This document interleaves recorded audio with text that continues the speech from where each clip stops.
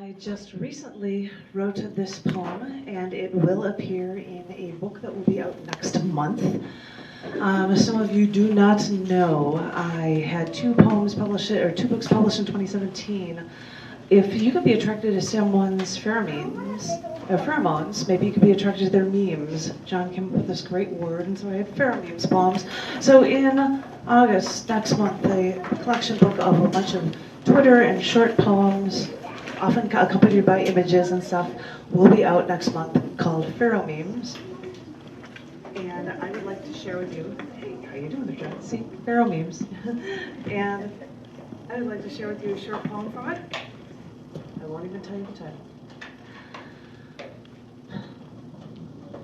A U.S. pro football player protested standing during the national anthem because of centuries of racial harassment, discrimination, and police brutality. His protest cost him his NFL job, but secured him a position as a poster boy for the biggest global shoe company. Since he took this lucrative job, the shoe company designed a shoe with a tiny Betsy Ross flag on the back of the sneaker for Flag Day, for the 4th of July, because it was the first official United States flag. But the ex-football player had a problem with this flag that existed back when slavery was still accepted in the United States, as it was for approaching a century. And because this ex-football player complained, the shoe company stopped shoe production and sales. And it makes me wonder if the shoe company is doing this to save face, to maybe make more waves. Or do they do it while their shoes are still made with slave labor? And why would Americans worry about labor, the slave labor, when they don't have to see it, when they don't have to worry about it, when it doesn't happen to them?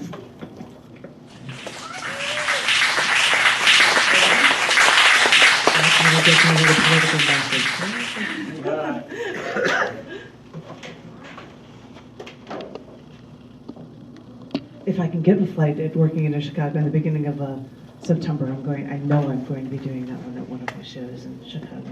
But I don't know if I'll be doing this one there, but this is a poem that I wrote. I've been working on things for two books. One was for that Pheromones book. The other is for coming up with holidays. I decided to write a poem every day of the year in 2019. I haven't done one yet for today, so if anyone gives me any ideas, that'd be great.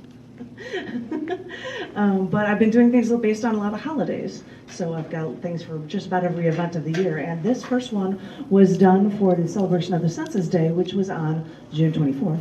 And it's called Bronze Sculptures Will Crumble to Pieces. Once visiting the Smithsonian Art Gallery in Washington, D.C., I told friends about enjoying the world through all of your senses.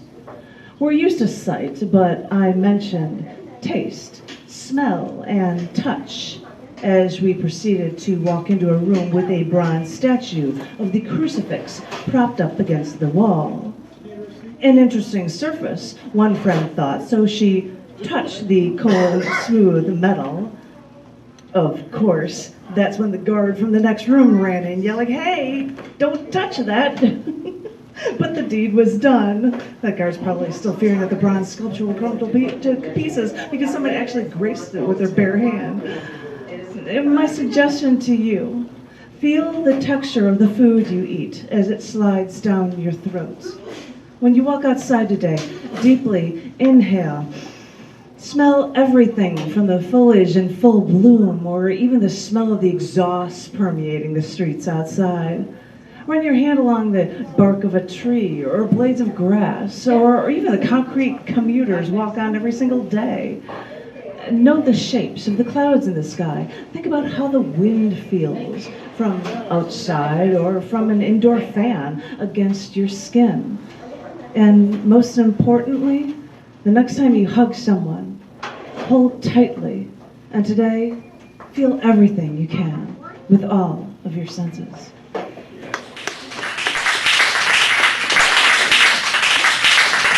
I can't believe I'm going to do this one, but I said instead of reading poems, since people are welcome to sing, I am going to sing something.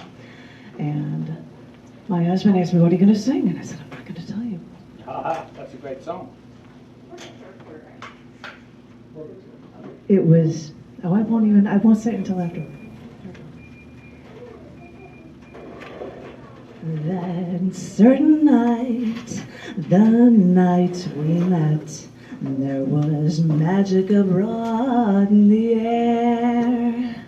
There were angels dining at the Ritz, and a nightingale sang in Berkeley Square.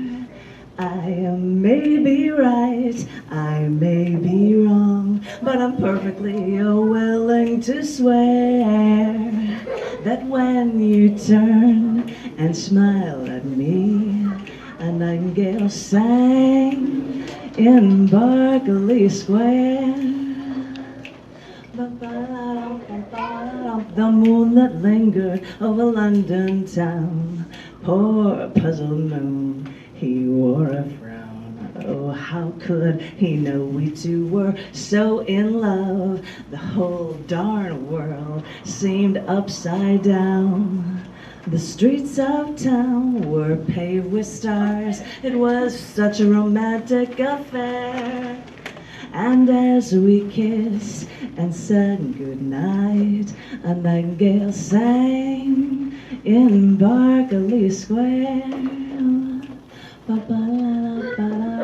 The moon that lingered over London town, poor puzzled moon, he wore a frown.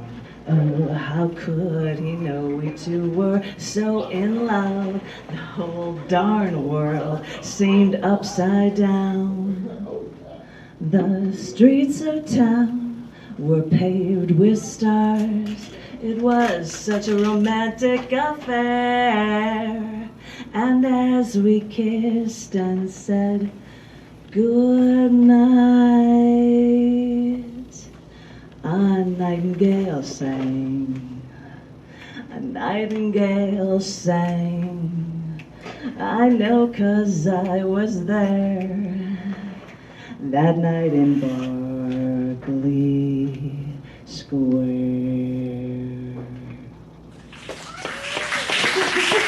Thank you.